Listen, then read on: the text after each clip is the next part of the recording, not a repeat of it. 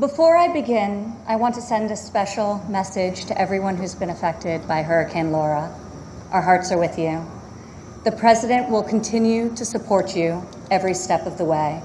And just like Americans always do, the nation will come together to help you rebuild your homes, businesses, and communities stronger and more resilient than ever before.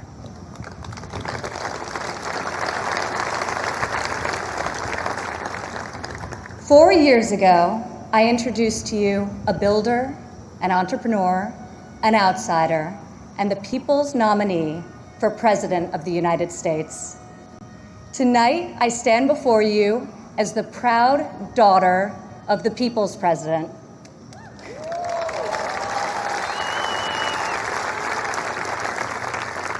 He is our commander-in-chief, champion of the American worker, defender of common sense, and our voice for the forgotten men and women of this country. He is our president and my father, Donald J. Trump.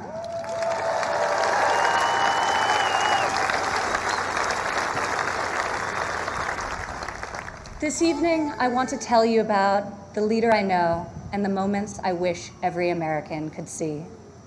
I want to tell you the story of a president who is fighting for you from dawn to midnight, when the cameras have left, the microphones are off, and the decisions really count. When Jared and I moved with our 3 young children to Washington, we didn't exactly know what we were in for, but our kids loved it from the start. My son Joseph promptly built Grandpa a Lego replica of the White House. The president still displays it on the mantle in the Oval Office right over there, so that he can show world leaders, just so they know he has the greatest grandchildren on earth. I agree. Over the last 4 years, we've learned a lot. I've seen in Washington it's easy for politicians to survive if they silence their convictions and skip the hard fights. I couldn't believe so many politicians actually prefer to complain about a problem rather than fix it. I was shocked to see people leave major challenges unsolved so they can blame the other side, campaign on the same issue in the next election. But Donald Trump did not come to Washington to win praise from the Beltway elites. Donald Trump came to Washington for one reason and one reason alone: to make America great again.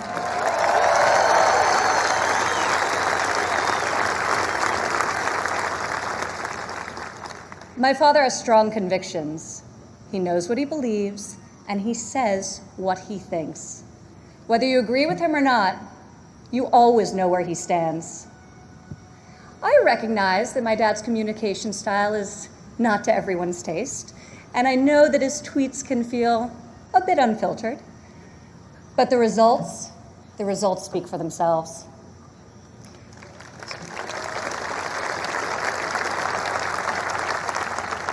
He is so unapologetic about his beliefs that he has caused me and countless Americans to take a hard look at our own convictions and ask ourselves, what do we stand for?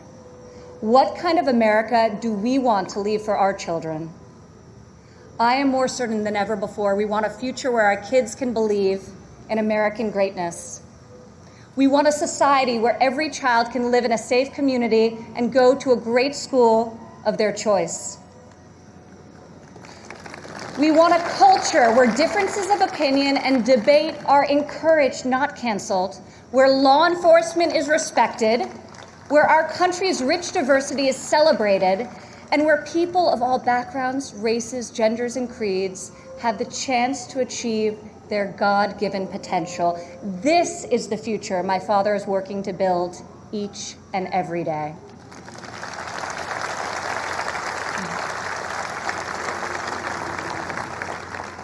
Building, after all, is what he's done his whole life. He has admired and befriended construction workers on countless job sites. But it has been a new and profound experience for him and for me to see these stoic machinists and steelworkers come to him with a tear in their eye and thank him for being the only person willing to go to the mat for them, for their jobs, for their families, and for their futures. To the hardworking men and women across America and here tonight, you are the reason my father fights with all of his heart and all of his might. You are the reason he ran for president in the first place, and you are the reason he is going to keep fighting for 4 more years.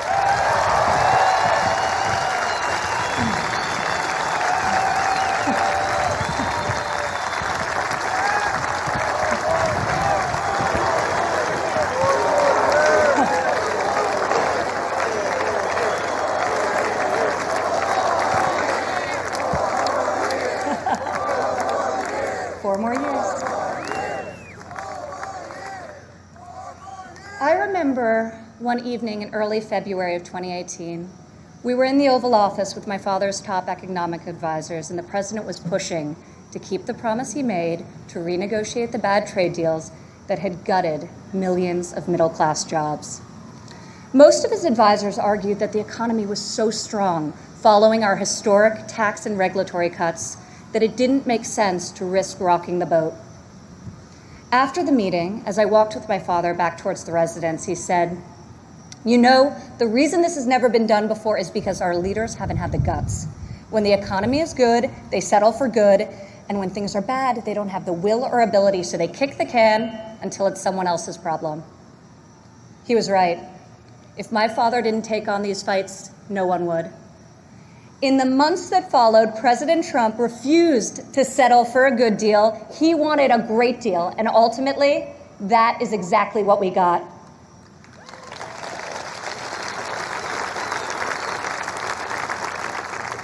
I remember each time he was updated on the progress of the new trade deal with Mexico and Canada, he would say, "Don't let down those dairy farmers I met in Wisconsin. I don't want them to like this deal.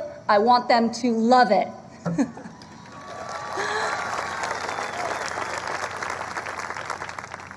Today, in the midst of this unprecedented global pandemic, it's more clear than ever that our president was absolutely correct to take on trade when he did and bring our jobs, our factories, and our life-saving medicines back to the USA.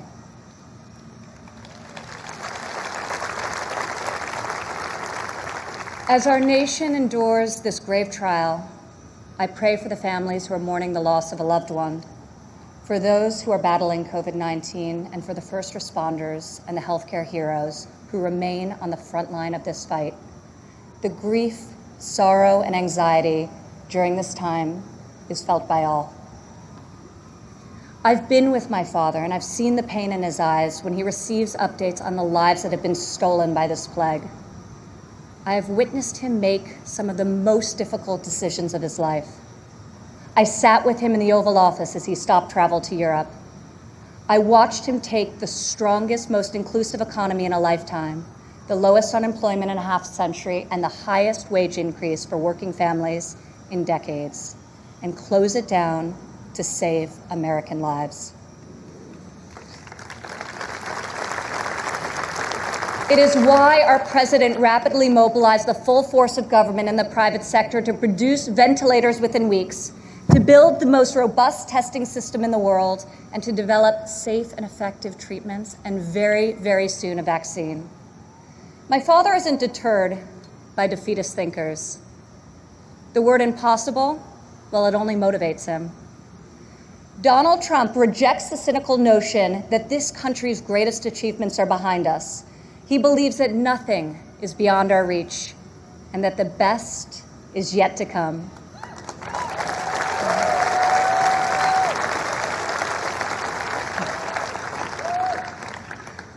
I have seen all of my life how my dad believes in the potential of each individual. Earlier this evening, we were all inspired by the incredible testimony of Alice Johnson, a great-grandmother who was sentenced to life in prison for a first-time nonviolent drug offense. I was with my father when he decided to commute Alice's life sentence. Together we watched Alice leave prison after nearly 22 years. As she ran into the arms of her family and they celebrated a joyful reunion, my father got very quiet. I could see the emotion on his face. After a long silence, he looked at me and said, "Imagine how many people there are just like Alice."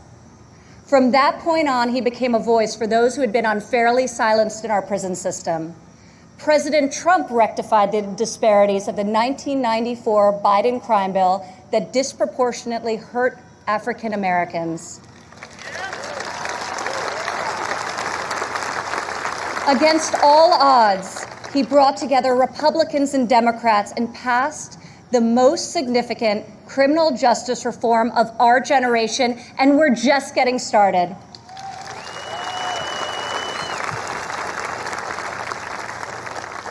My father did not campaign on this issue.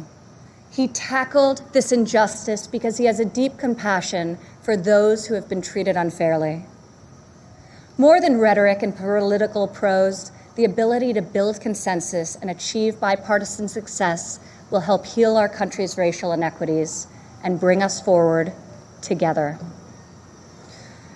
President Trump is advancing the American values of work and family. 4 years ago in Cleveland, I said President Trump would deliver for working women. Last year, over 70% of all new jobs were secured by women.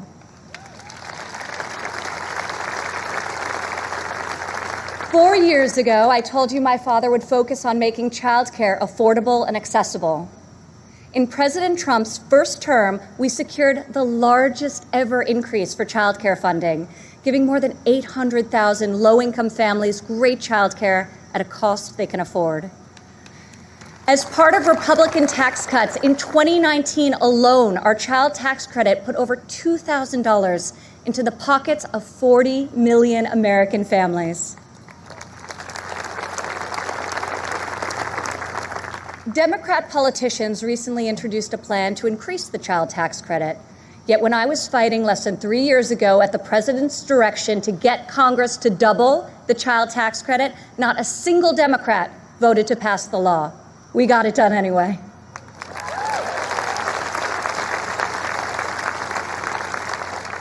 Four years ago, I promised that President Trump would support mothers in the workforce. In his first year in office, he signed into law the first ever national paid leave tax credit.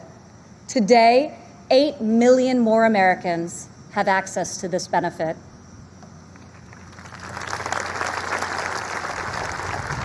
4 years ago, I said that Americans needed an economy that permits people to rise again.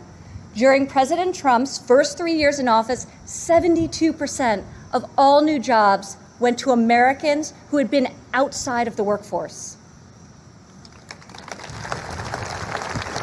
4 years ago, I told you I would fight alongside my father, and 4 years later, here I am.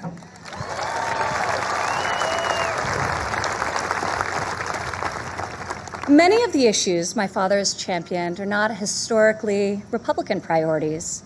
Yet where Washington chooses sides, our president chooses common sense. Where politicians choose party, our president chooses people.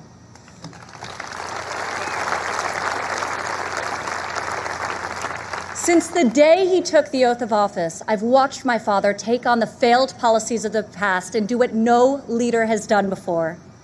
Recently, he took dramatic action to cut the cost of prescription drugs, despite fielding angry calls from the CEOs of nearly every major pharmaceutical company.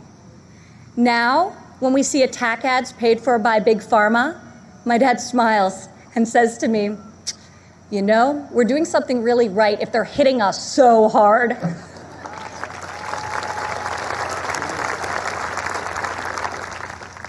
This spring, our president saw that American crops were going to waste because food supply chains were disrupted by the virus. He directed Secretary Perdue and me to find a way to get this nutritious food, fresh fruit, vegetables, meat, and dairy, to families most in need. Within a matter of days, we launched the Farmers to Family Food Box program, which has now delivered over 100 million meals into the hands of American families.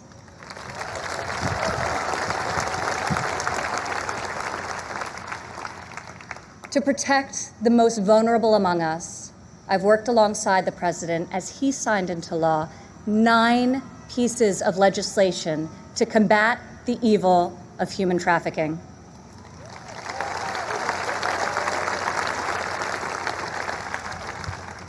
I've stood by my father's side at Dover Air Force Base as he's received our fallen heroes, and each time it has steeled his resolve to finally stop the endless foreign wars.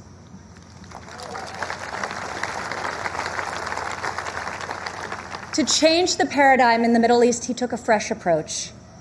I heard foreign leaders beg him not to move the American embassy to Jerusalem, yet he delivered on a promise also made and unfulfilled by past presidents because my father knew that it was the right thing to do. Defying all expectations, just weeks ago, he rewrote history again by making a peace agreement in the Middle East, the biggest breakthrough in a quarter century.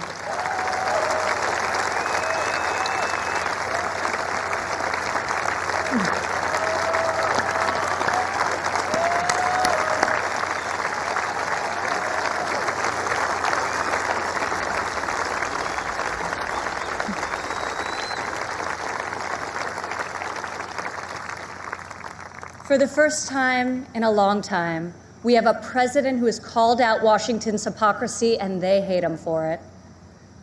Dad, people attack you for being unconventional, but I love you for being real, and I respect you for being effective.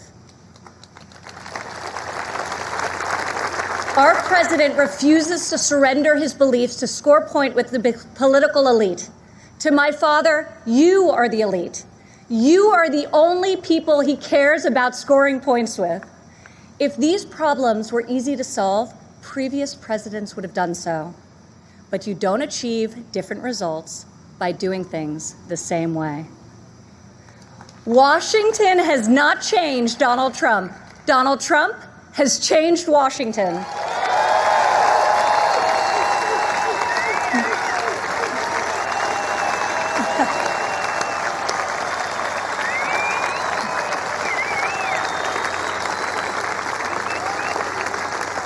America doesn't need another empty vessel who will do whatever the media and the fringe of his party demands. Now more than ever, America needs 4 more years of a warrior in the White House.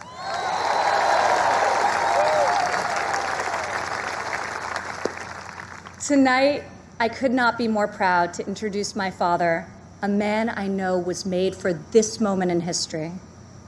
My fellow Americans, our First Lady, and the 45th President of the United States, Donald J. Trump.